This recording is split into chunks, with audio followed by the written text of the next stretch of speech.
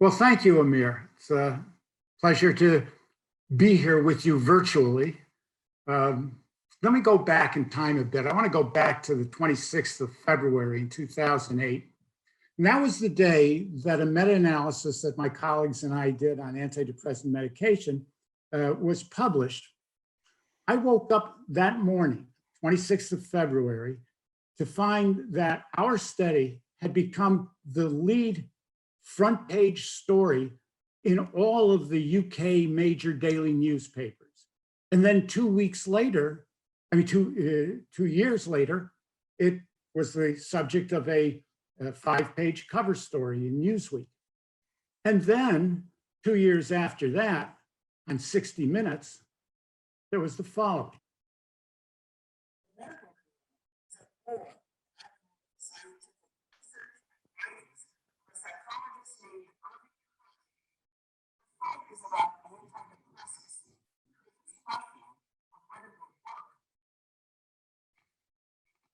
What happened? Somehow Okay. gone from being what?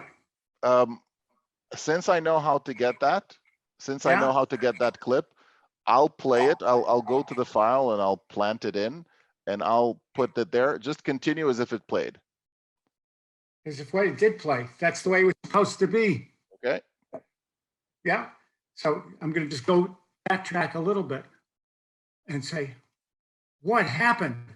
Somehow I'd been transformed from a mild-mannered university professor into a media-hyped superhero or supervillain, depending on whom it is you ask. Well, to tell you how that came about, I have to go back even further to 1998, when Guy Saperstein, who was one of my doctoral students at the time, and I published our first meta-analysis, that one on the published antidepressant trials. Now, I have to tell you that I'm addicted to placebo research. I've tried to kick the habit, haven't been able to do it. I even went to Placebos Anonymous, where the first step is to admit that I really don't have a problem at all. But it didn't work. I just couldn't stop doing placebo research. And I wasn't that interested, neither was Guy Saperstein at that time in antidepressants. We knew they worked. Everyone knew they worked. I was in clinical practice then. If I had a client who was very depressed, I would sometimes refer the client to a psychiatrist to get drug treatment while we continued on with the depression. So that was not the issue. But I had always been interested in the placebo effect. And it occurred to both Guy and to me that there ought to be a good, strong placebo effect in the treatment of depression. And the reason for that is that one of the core features of depression is a sense of hopelessness. And if you give someone a new treatment that is being tested, that might instill a sense of hope and thereby get rid of the placebo, get rid of the depression, or at least make it better. So we looked for data in which patients had been given an active antidepressant or placebo, or given no treatment at all to see what the response was. And here's what we found. People given the drugs showed a nice, healthy degree of improvement. They got better. Many of them, not all, but on the average, the improvement was reasonably good. But then we looked at the people who were given placebo, and they did almost as well, whereas those given no treatment at all didn't show much change. So about 25% of the improvement, small improvement that you got with no treatment at all, not even placebo, that constituted about 25% of the response to the active drug. The placebo effect, that's the difference between not getting in treatment and getting a placebo, that counted for another 50%. And that left only 25% that could be considered a true effect of the chemicals in the drug. And that seemed to us, I have to say, pretty small, given that we were dealing with a new kind of medication that has been heralded as constituting a revolution in the treatment of depression. Well, we published those data. We titled our article, Listening to Prozac, which was the title of a very popular book at the time. We titled ours, Listening to Prozac, but Hearing Placebo. And of course, it was very controversial. And the critics said, one of the critics wrote, it derives from a minuscule group of unrepresentative, inconsistently, and erroneously selected articles. Well, that's pretty serious criticism. So what were we to do? We went then to the FDA data. We used the Freedom of Information Act to get from the FDA the statistical and data files. Hold on, you heard that, right? Yeah, I'll take it out. Don't worry. Okay. We went to the FDA and got from them the statistical and medical reviews on that had been submitted to them by the, I've got to start that again. Okay, start from this slide. Yeah, I'm going to do that. Just hold on one second. Let me turn the sound off of here so that that doesn't happen again. Okay.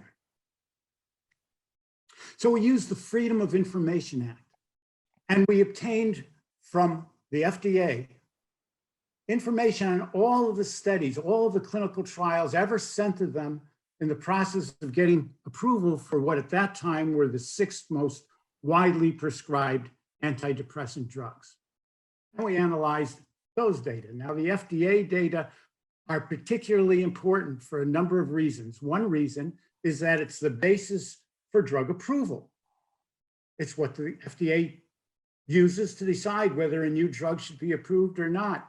So if there's anything wrong with those data, anything wrong with them, that the trials were no good, then arguably the drug should never have been approved in the first place. Second important fact is it includes all of the adequate and well-controlled studies. And you may notice that I have adequate and well-controlled in quotes because it was the FDA that made the determination that they were adequate and well-controlled studies.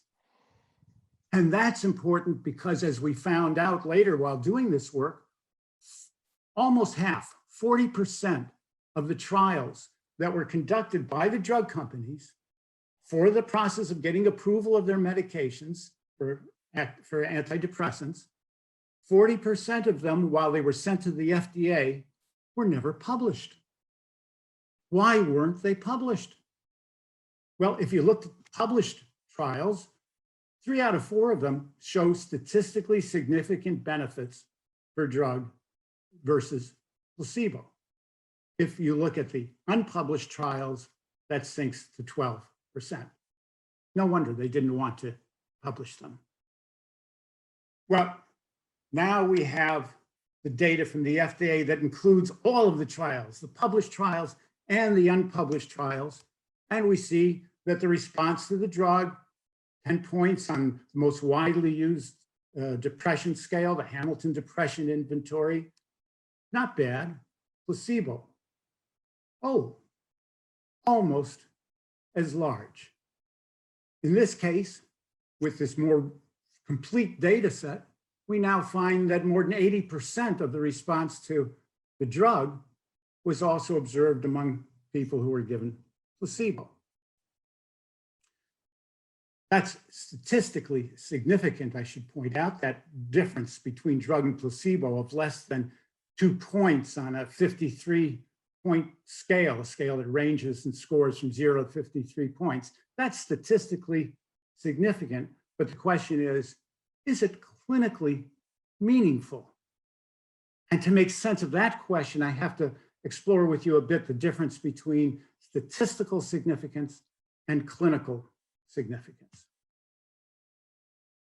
Statistical significance deals with the question, is an effect real or did it occur just by chance? Clinical significance deals with how large the effect is. Is it big enough to make any difference in somebody's life? Let me give you an example. let's imagine that a study has been done on 500,000 people and has found that smiling increases life expectancy by 10 seconds. Now, I can virtually assure you that with that large a sample of subject, 500,000 people, that 10-second difference is almost certain to be statistically significant.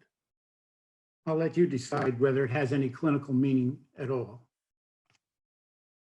So now we've got these data, and the National Institute of Health and Clinical Excellence, called NICE, it's the organization in the United Kingdom, in England, and Wales, and Scotland, and Ireland, that sets treatment policy for the National Health Service there. And they proposed the criteria for whether an antidepressant drug was clinically meaningful, clinically significant. And they proposed at least a 3-point difference on the Hamilton Depression Inventory.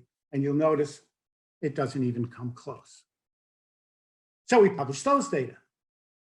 And the critics said, yes, but the NICE criteria are arbitrary. And they're right. They are arbitrary. They're as arbitrary as setting statistical significance at 0.05 rather than 0.06 or 0.04. That's just an arbitrary criterion. They're as arbitrary as saying, okay, if someone has a 50% reduction in symptoms, which is the most common way of measuring that, that means they have responded, whereas if they've only reduced their symptoms by 49%, they haven't responded. And we say, if someone has reached a score that's below 8 on the Hamilton scale, it means they have remitted, they're no longer depressed. So that's an arbitrary, that 3-point difference, but what would a non-arbitrary criterion be? Now, in the area of pain reduction, there's a consensus that pain researchers had arrived. And what they did was they looked at a scale that's called the Clinical Global Impressions Improvement Scale, and said, well, if someone gets a score that's equivalent to much improved, that would be clinically significant. The Clinical Global Impression Scale has clinicians rating their patients as being very much worse, minimally worse, no change, minimally improved, much improved, very much improved. And they suggested much improved should be the criterion for clinical significance. So what happens when you apply that to the FDA data, to the Hamilton Depression Scale? There's a study that was done by Leucht and his colleagues, in which they had the raw data from 43 trials on antidepressants, and everybody in that trial had been given the Hamilton Depression Scale before the trial and again after the trial, so we knew how much improvement there was. And clinicians in each of those trials were required to rate how much improvement there was on this scale, going from very much worse to very much improved. And that 3-point difference that NICE had set as a criterion for meaningful improvement, for clinically significant improvement, that turned out to be exactly the average improvement seen in depressed patients who had rated whose clinicians had rated them as not having improved at all, no change. Minimal improvement required a difference of at least 7 points, and much improved 14 points, very much improved even higher than that. So the critics then said, well, maybe the patients weren't depressed enough. Well, yeah, that could be. Maybe you only get a clinically meaningful drug placebo difference in people who've been very, very depressed. So let's take a look at how severely depressed the patients in the FDA data were. As it turns out, there were some studies with just moderately depressed patients, and they did not improve at all, not at all. None of the studies were based on patients who were severely depressed. All the rest were based on patients who were very severely depressed. And that's where we got the 1.82. When you take out the moderates, comes 1.86. Still very, very small difference between drug and improvement. There was a very tiny group of patients who did succeed in going beyond that 3-point difference, but still nowhere close to being even considered minimally improved, let alone much improved. So we published those data, and the critics said, well, maybe the patients were too depressed. Oh, you give me a break. What did they mean? Well, they were suggesting that maybe, yes, doesn't help much for moderately depressed patients or even very severely depressed patients. But, you know, if you had any studies that were based primarily on severely depressed, but not very severely depressed, maybe that's where you'd see a real difference between drug and placebo. I call that the Loch Ness Monster hypothesis. So the critics' last resort was, well, antidepressants work. Everybody knows they work, wrote a very distinguished pharmacologist in the United Kingdom. And another critic wrote, millions of content patients can't be that wrong.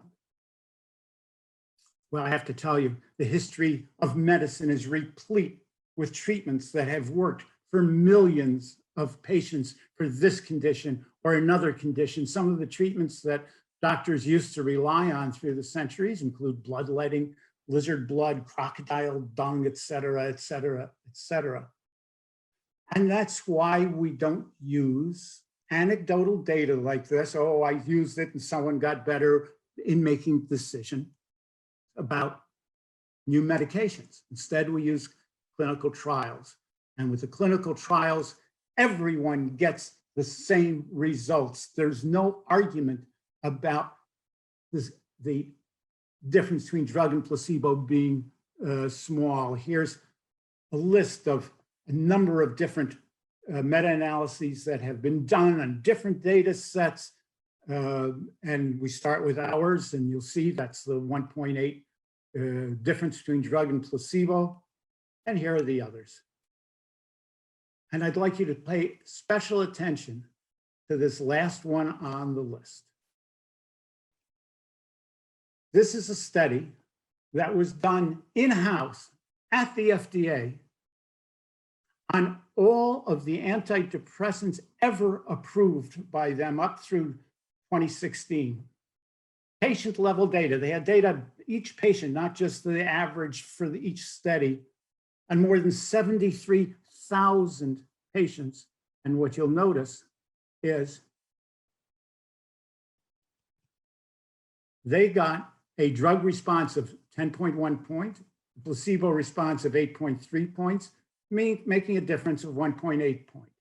And I'll remind you, in our more limited meta-analysis, we found a drug response of 10.1 points, a placebo response of 8.3 points, a difference of 1.8 points. To the first decimal point, the FDA got the exact same results that we had reported some years earlier. Here's what on 60 Minutes, the at that time director of the FDA Psychiatry Products Division had to say.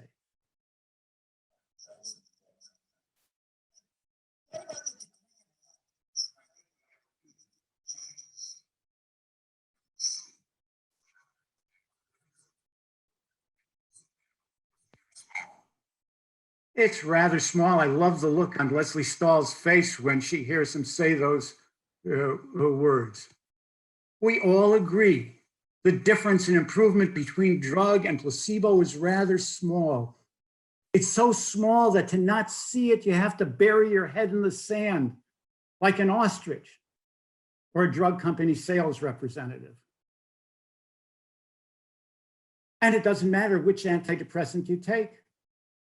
When we did our first meta-analysis, we were first very surprised by the outcome. We expected there would be a much more of a drug effect.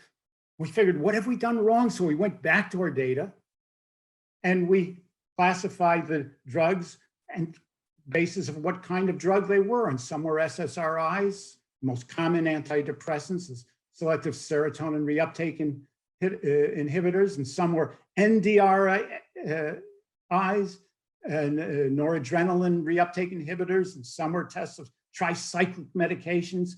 And there were even tests of benzodiazepines, which are tranquilizers, not antidepressants, but there were nevertheless a couple of clinical trials looking at those. And if you look at the number of people who respond to the drug, you will see it doesn't matter what kind of drug it is. It doesn't matter what the chemicals are in it. So what do you call pills, the effects of which are independent of their chemical composition? I call them placebos, and this I've gotten from Professor Amir Raz, who pointed out that placebos should be taken with a grain of salt. So how then should depression be treated? Well, one possibility is to prescribe antidepressants as active placebos. An active placebo is a drug that shouldn't have, or is known not to have, any effect in the condition being treated, but it does produce side effects. And so maybe these are active complete placebos. Maybe they're active drugs, they produce side effects, but they're functioning as placebos, not as real chemicals, not as chemical treatments. But then we have to consider the benefits versus the risks. How much risk do you want to take for something that's essentially a placebo? Well, the risks of side effects can be pretty long. The most common side effect is sexual dysfunction. About 75% of people, 75, 3 out of 4 people who are prescribed SSRIs wind up developing a treatment emergent, it's called, sexual dysfunction. Sometimes when they get off the SSRIs, that goes away. Sometimes it doesn't. There's long-term weight gain, insomnia, diarrhea, nausea. We're getting smaller and smaller likelihood, but nevertheless, real differences and real risks. And there's the risk of addiction. One of the things that we've learned is that antidepressant medications can be addictive in the sense that you try to get off them, you have withdrawal symptoms. You have to taper very, very slowly to avoid them. Not everybody does, but about 30 to 50% who try to just quit taking antidepressants experience withdrawal. 50% of them fail to. 55% in one study reported withdrawal symptoms. 27% of them said, well, we're addicted to them.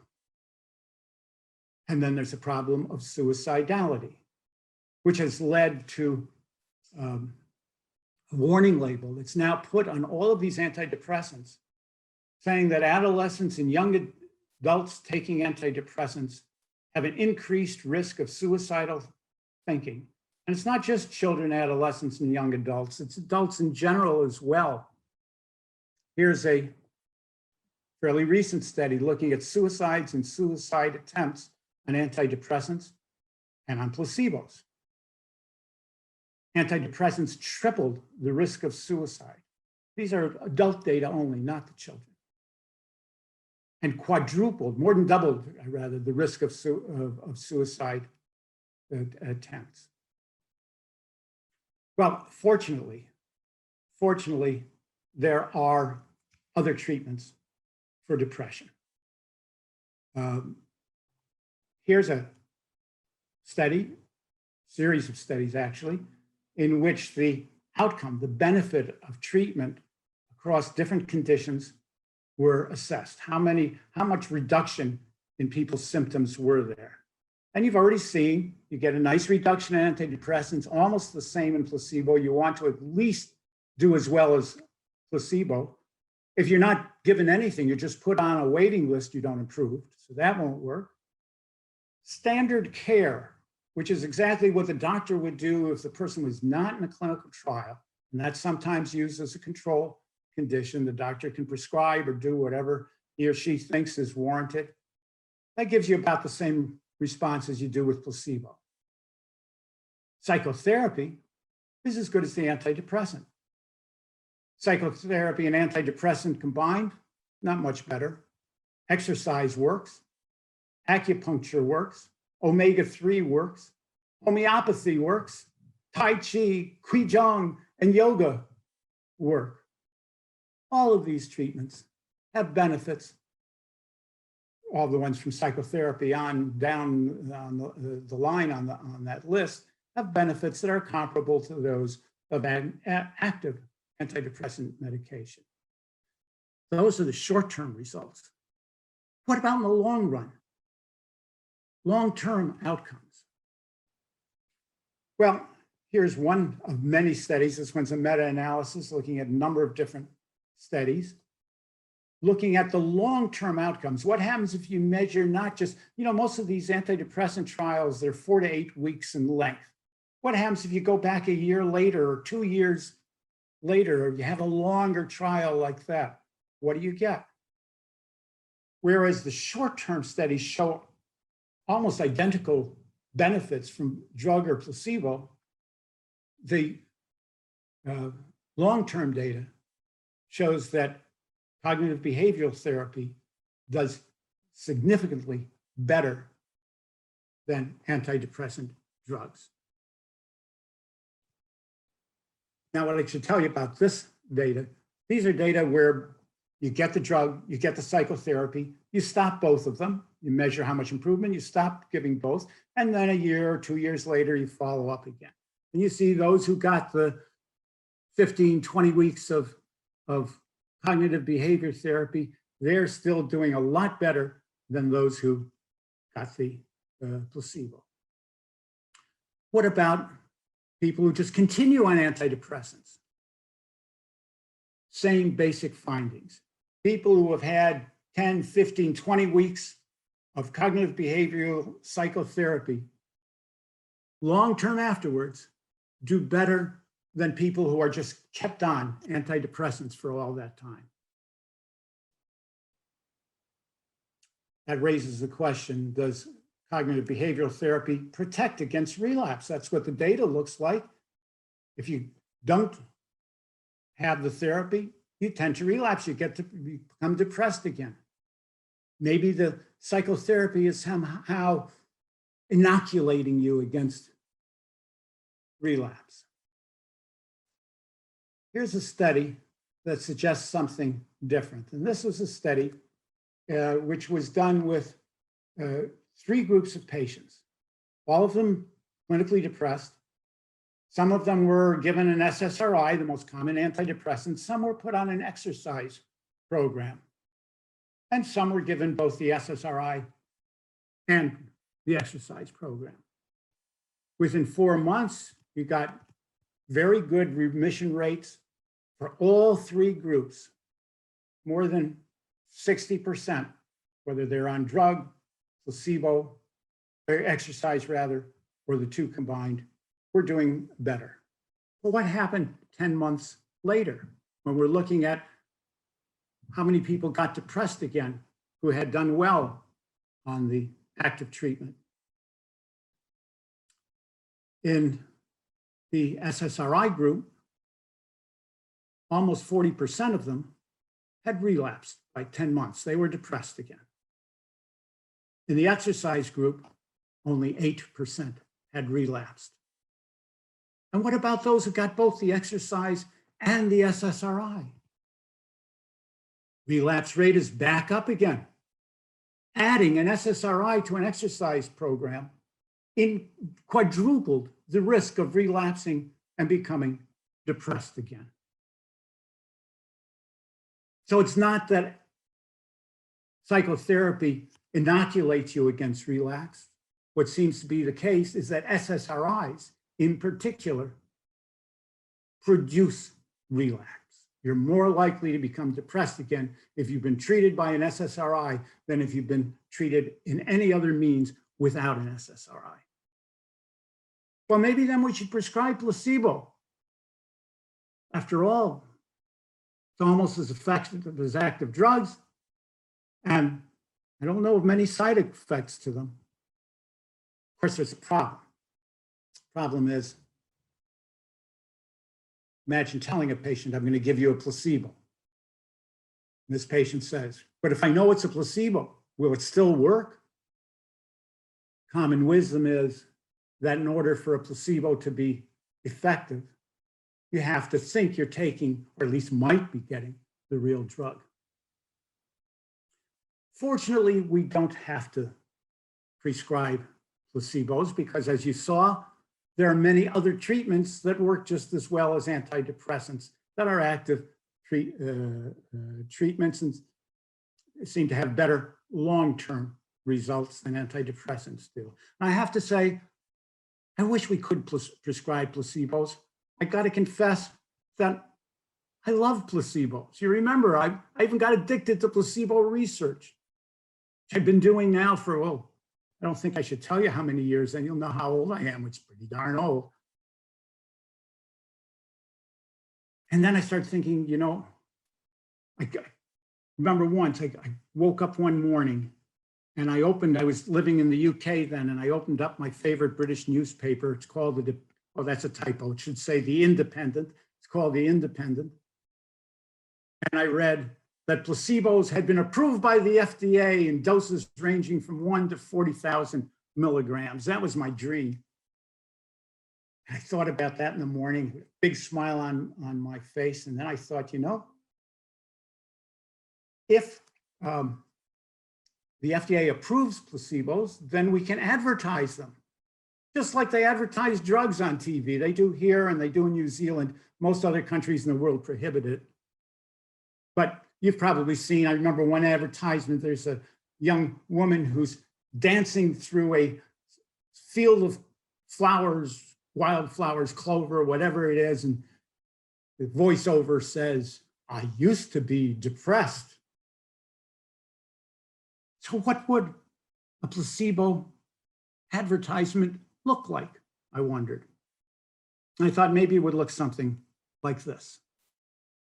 Prevaricane, a genuine placebo medication, tested in more clinical trials than any other treatment.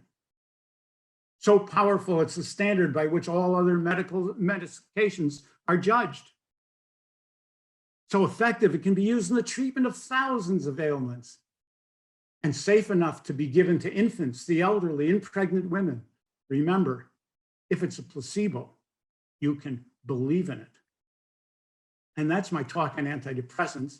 And this is the book I read on the subject, which you might be interested in reading. Thanks. And thank you, Amir. Thank you very much, Irving, for a wonderful, wonderful, wonderful, entertaining, informative, and cutting-edge lecture. I'm just going to stop the recording for a second. Well, you've heard me list some of the criticisms that they've raised, and they continue to raise those over and over again. So that's one thing. Second thing is they don't seem to appreciate the distinction between statistical significance and clinical significance. So there have been a number of the meta-analyses that have been done after ours were done to try and fail to replicate ours. That was the intent by defenders of antidepressants. They wind up replicating the numbers, but they say, oh, but you see that it is significant. Well, we said, yeah, it's statistically.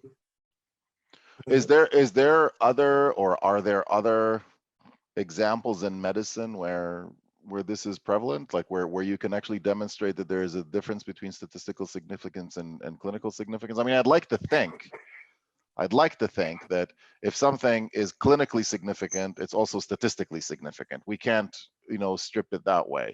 But if something is statistically significant, does not necessarily mean that it's clinically significant. And I'd like to think that in the field of medicine, in the world of medicine, clinical medicine, there have been other situations like that, or when things were borderline, at least.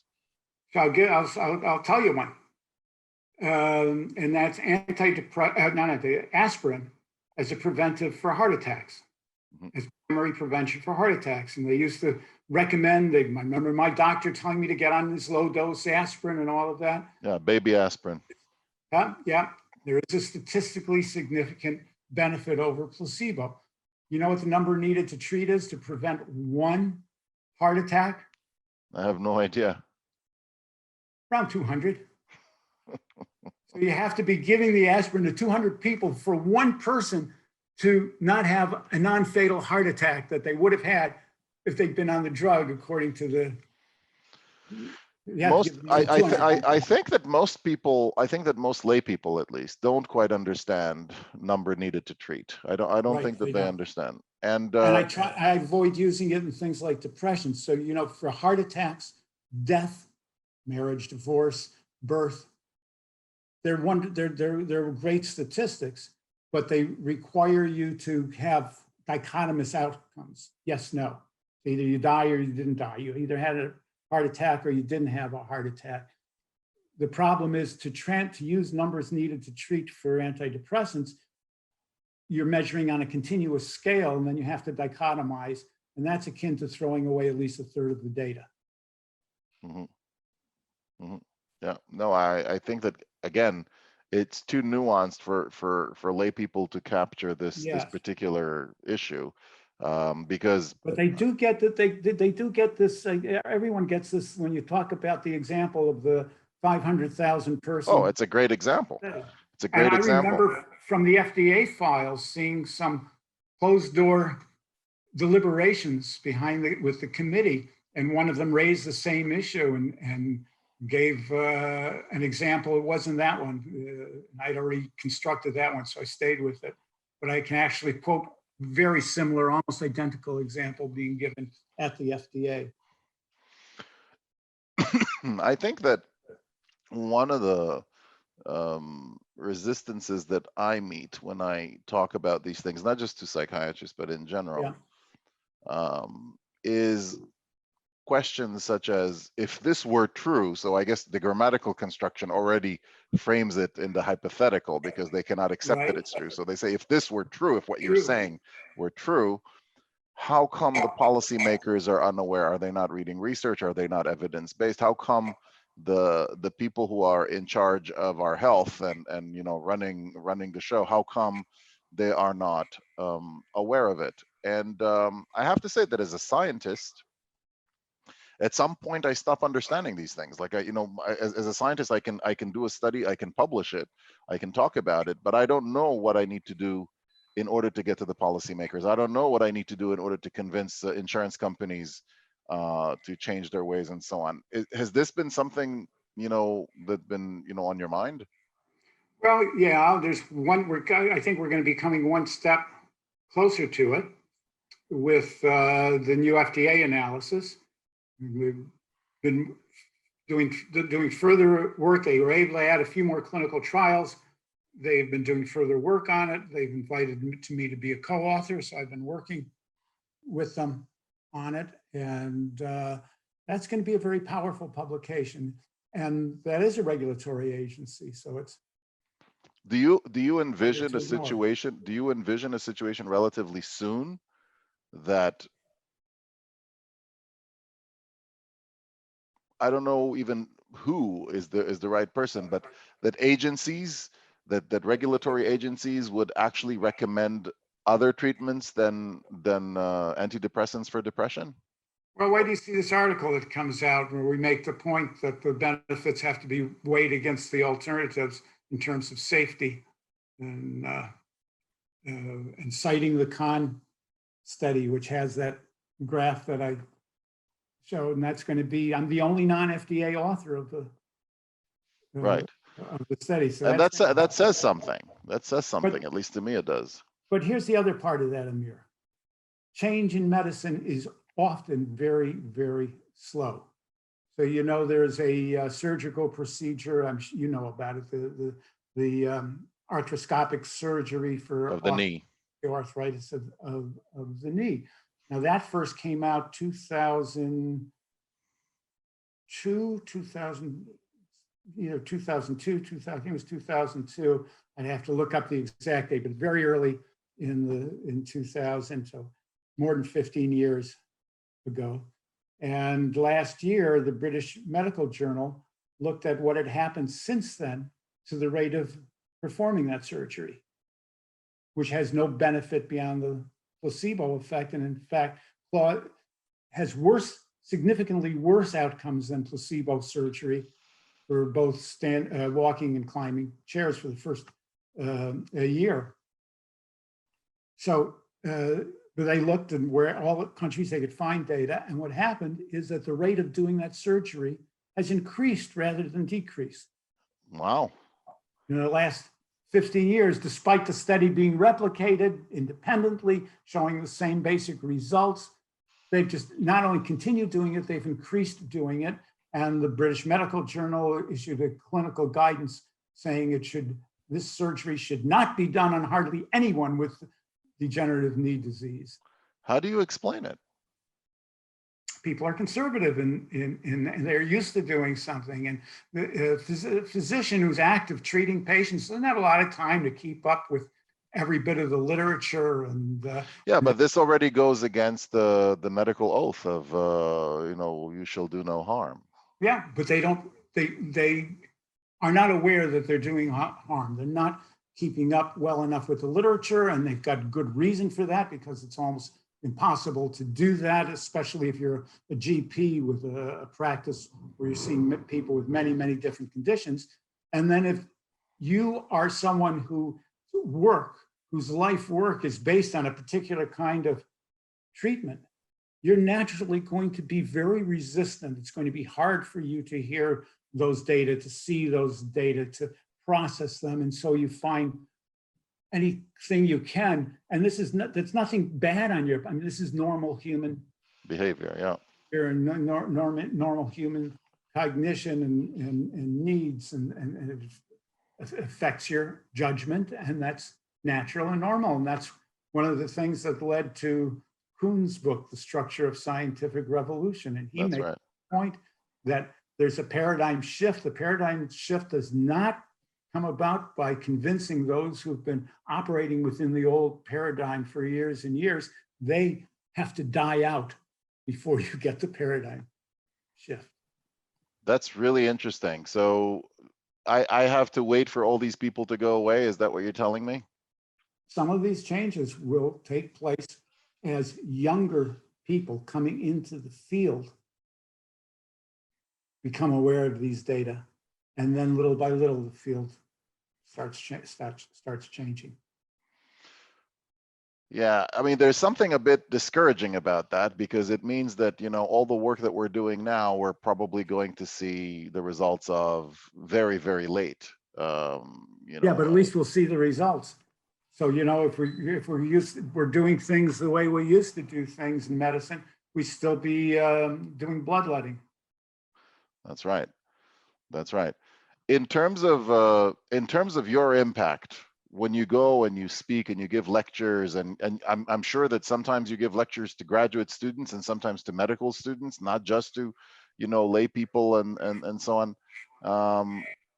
Don't you have people who come to you after and say, should I continue taking my antidepressants? And one of the things I tell them is, don't stop on your own without consultation with your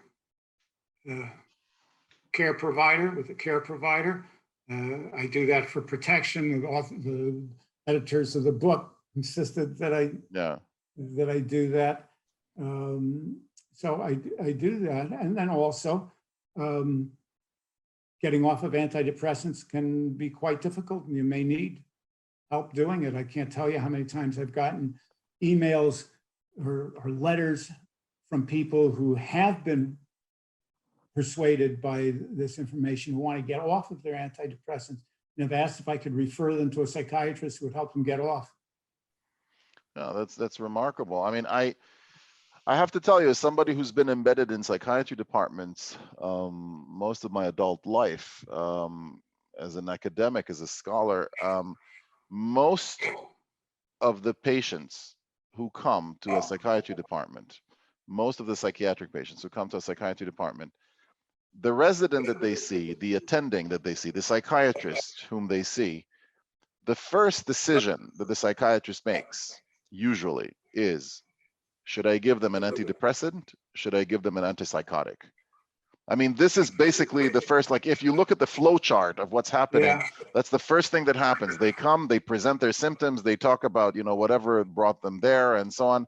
And the first, fork in the road for some kind of a hypothetical, flow chart for a general psychiatrist is, should it be antidepressants? Should it be antipsychotics?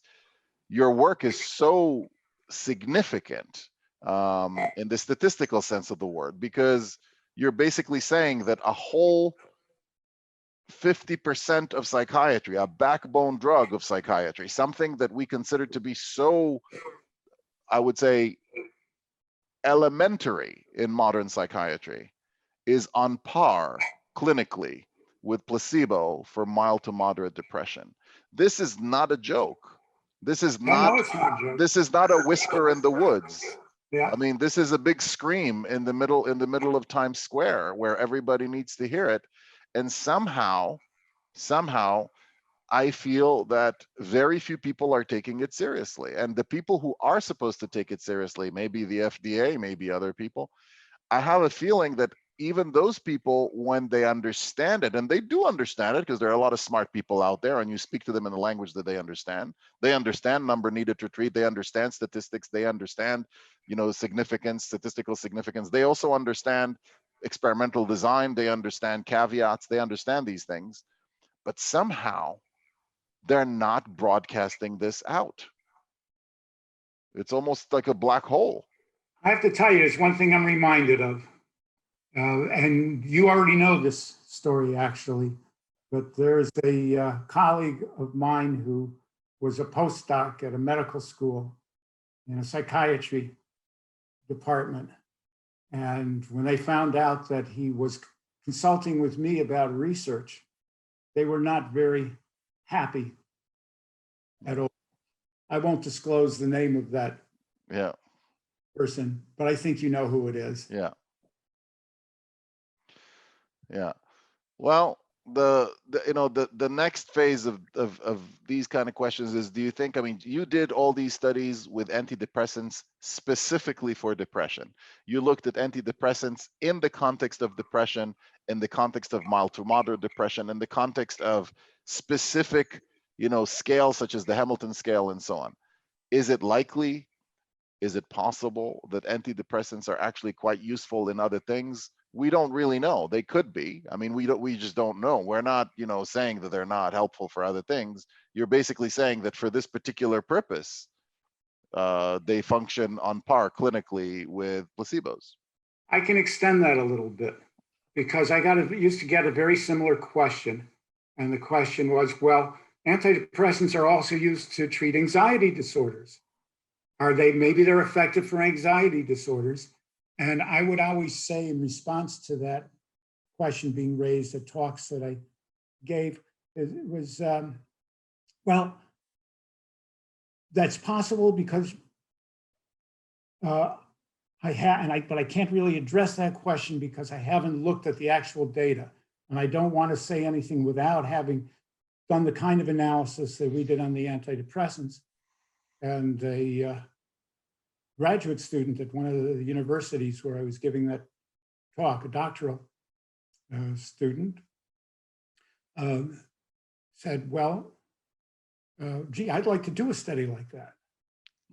And I told him, Mike Sugarman was his name. And I said, Mike, well, I've got all of the data on the FDA data on the trials, and also other ones on paroxetine, Paxil, because they've all been put in a depository as a part of a settlement of a class action lawsuit, and you can get them. And I've got them. I'll send them to you. And he did it and found that they have the same lack of benefit for anxiety as they do for depression. Did he publish it? Yeah, that's published. Remind me, I'll send you a reprint. And I'm also interested in the British Medical Journal paper on on the knee surgery and the fact that it's going up. I wasn't aware of it until you mentioned it today. I will send you a reprint of that. I've got that. So I was do trying you to do think it. that, given everything that you've seen, and I really think that you are, one of the big giants in the field, and certainly the nicest one that, from everybody that I know, Thank you. and that's why, I'm so proud and happy to be, your friend, your protege, all these things. But do you think that we should do more?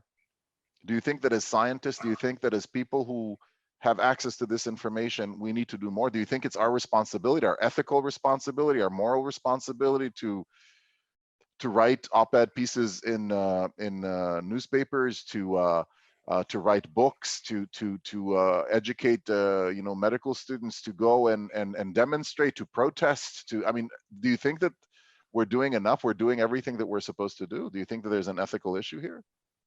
Well, I think there are things that we should be doing, and I have tried to do some of them. I go speaking in public, I give interviews, I've written a couple books, I've written op-ed kind of things for magazines and newspapers, and I will continue to do all of those things. I don't know what else we can do. Our main job is to do a good job looking at the data, examining the data impartially, and letting the data influence our decisions. As I said in my talk, and I often point out, I used to recommend people take antidepressants to clients. I wouldn't do that now, but I used to. It was the data that changed my mind, and I think eventually the data will win out. We live today in a special time where fake Oh, God. news and not fake news is difficult to tell apart. I mean, it's just Yeah, very difficult for people to know what to believe anymore. yeah. And I think that sometimes people maybe listen to you, and what's going through their mind is, why should I believe that person? He's not even a psychiatrist. Who is that guy? And I've been getting this kind of stuff. I've written extensively and very similar on, for example, neurofeedback or other things, and people would say, but this guy is not a neurofeedback clinician. So people, I'm sure, coming to you, pointing at you and saying, this guy is not even a psychiatrist. How can he talk about these things? As Yeah, if, I've gotten that criticism from the beginning, but now psychiatrists have replicated my studies and found everyone gets the exact same, meta-analysis after meta-analysis, they get the same thing. And they're done by psychiatrists, by teams, and the FDA analysis that was done and that we're continuing to do, they're psychiatrists that I'm working with. yeah, yeah. You seem not to be sort of super phased by all this. It seems to me like maybe because you are a lot wiser than I am. But for me, it's like it's deeply bothersome. I find the situation to be deeply bothersome. I find it incongruent when what we know is incongruent with the clinical care that we give, and with the medical opinion. Yeah. I just, there's something in me that finds it deeply dissatisfying, and this tension, I need to somehow resolve it. You seem to be at a different place, at least mentally, about this. You seem to think that it's going to happen eventually, and there's nothing we can or should do more than we're doing. Yeah, if I knew something else that's might be helpful to do and that was a responsible thing to do, I would probably participate in doing it. But I think So that for example, today, if a friend, you're not a medical doctor, but if a friend right. came to you and said to you privately, so I come to you and I say, Irving, I feel depressed. I feel, I have some symptoms, and so on. What do you recommend based on your research? What do you recommend? What would be the first go-to? Like, what are the top 3 things that I should be doing, given that antidepressants are on par with placebos clinically for mild to moderate depression? Yeah. And I would say, well, you've got to do something. Just doing nothing doesn't help. But there are many alternatives that, at least in the short term, have the same benefits, and the long term have larger benefits than antidepressants. And here are what some of them are. And I can bring you the literature on it. Now, out of the alternatives, you want to find something that's safe and at least equally effective. And which of these do you think might work best for you?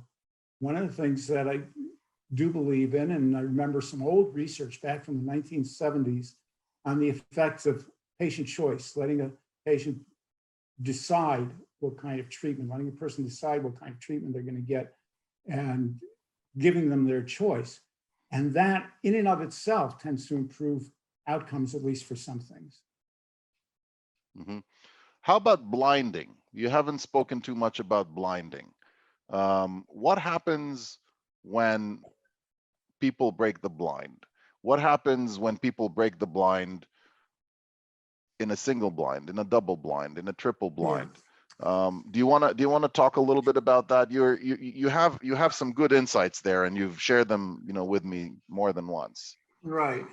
So when you first of all, it's important to know that with antidepressant trials, there's a high degree of breaking blind. That just happens very, very often among patients and among in clinical trials and among clinicians. And the trials are even better at figuring out which group you're in. They're especially good at figuring out if you're in the drug group, probably on the basis of the side effects that you feel from the drug. So it's very, very difficult to adequately blind a clinical trial with drugs that have pronounced side effects, and SSRIs do. There have been 8 or 9, I believe, studies using active placebo controls. That is, instead of using an inert placebo, an active placebo is you don't have to. This is what I'm talking something that gives you the side effects, but side doesn't. effects, and only 2 of those 9 trials showed a statistical benefit, and in one of them there was evidence that they'd broken blind anyway. Which makes sense, because I recall now also a 3-arm trial that involved 2 drugs and placebo, and not only could, especially the clinicians who are the ones who do the ratings on the Hamilton, it's not a patient report measure, especially clinicians, not only can tell whether you've gotten drug or placebo, they can tell they know which drug you've gotten. Mm-hmm. Yeah. There's in your graph, in one of your graphs, I don't remember which one it is exactly, but you demonstrate a report of people getting better, for example, on homeopathy. Okay, Yes.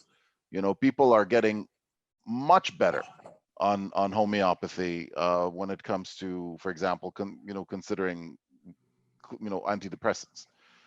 And then the question is, and this is a very, very important question.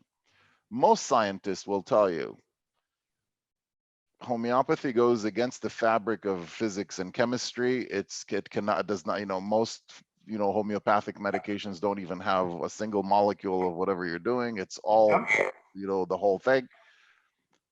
Can we, in good faith, say to someone, look, homeopathy works. Here, we have a study here that homeopathy works better than this. Take homeopathy. Is this sending maybe a different message than we want to send? Or how should we say it, or how would you say it in a way that would not get all the medical community riled up about that and saying, these guys are advocating for homeopathy, which is not what we're advocating for. Yeah, and I'm not advocating for a number of the alternatives. There's some things that are better placebos than others. And homeopathy is something that a lot of people believe in. And if they believe in it, it's likely to work for them. I have the same skepticism about it. I would be very surprised with exactly the reasons that you mentioned, if there was any chemical benefit, if we can use that term, of the homeopathic preparations. But they're safe. But they're and they hydrate you. I don't even know if that. Yeah, that's right. They're mostly water. They're only water. So it's not that I accept them as a legitimate, strong treatment. I'm looking at what do we know from data, see what seems to produce the same benefit for whatever reason, including the placebo response. So we know that most of the benefit of the antidepressants are due to the placebo effect. Some of it to just people getting spontaneously better, but the best data we have on it would show some of it to be a genuine placebo effect compared to not getting either the drug or the placebo. And you might want to see that trial as well. I'll send that to you. Yeah, that's cool. And are you a fan of exercise and physical activity? Not for myself, but I do believe that the data do suggest to me that it's helpful for many things, not just depression, but Yeah. many health benefits. So, if I want to summarize this, Yeah. I find that and I've had, I did not have the same kind of trajectory that you had in terms of, high profile, talking to all the biggest psychiatry departments in the world, basically, or in the important world about these things. When I speak to my colleagues about this, I notice a very interesting trend. In private, when we're one-on-one, or when we are away from a crowd, they'll admit to me, they'll start, the beginning conversation will be, I know fully well that antidepressants are not as effective as we make them to be. That's usually the beginning, the starting point. Yeah. By the time we're done talking, they completely accept that they're probably not much different from placebos for mild to moderate depression. They accept it. They don't find it, ludicrous or completely out of this world, but they will never say it in a professional forum. They will not risk their status or whatever. And again, there might be some exceptions to this, but in general, by and large, I think that this is the trend. And I think that there's a way, there's a cognitive dissonance here. When you go to medical school, when you get a degree for 4 years, an undergraduate degree, and then you go to medical school for 4 years, and then you do a residency for another 3 or 4, and maybe another fellowship for child psych or something like that for another year. And when you do all these things, I think that in a way, just like we are talking about suspense of disbelief, I think that there is a suspense of disbelief, or there's a suspense of belief on their part. And I think that it's just necessary.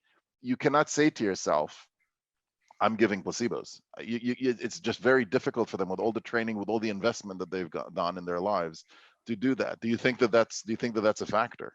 Yeah, I think that's the same thing that we were talking about a few minutes ago about if that's what you do for a living, if that's what you've been doing for years, you are going to be very defensive about it. And there's nothing, and that's normal behavior. There's nothing nefarious about it. It's hard for them to start believing that. No. I have to correct one thing.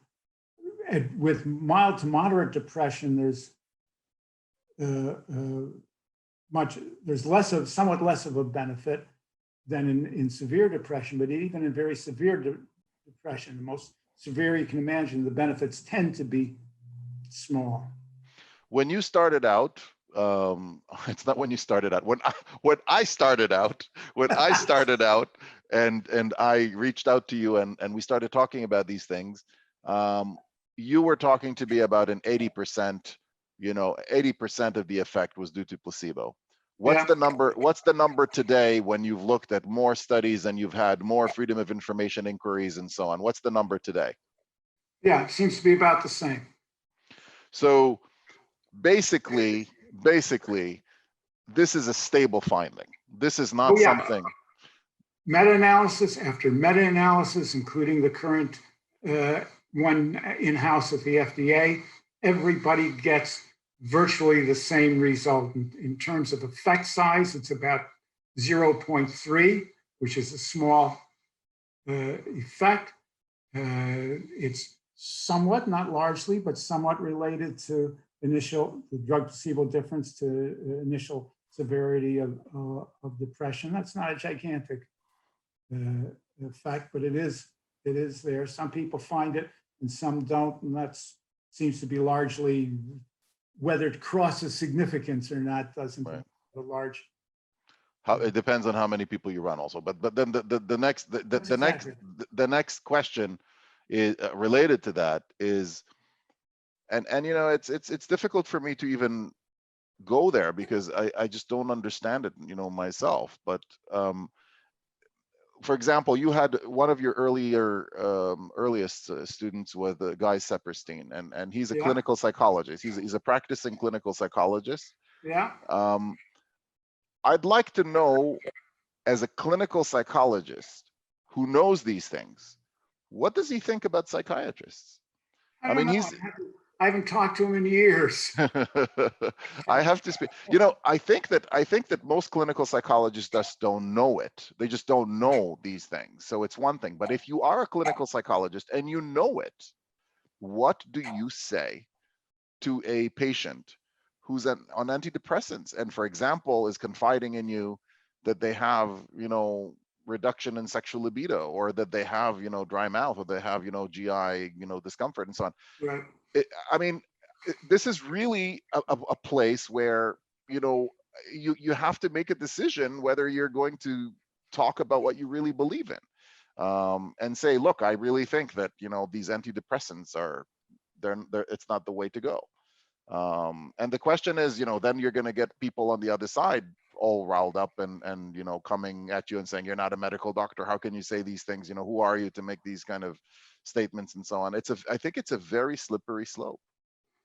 Yeah.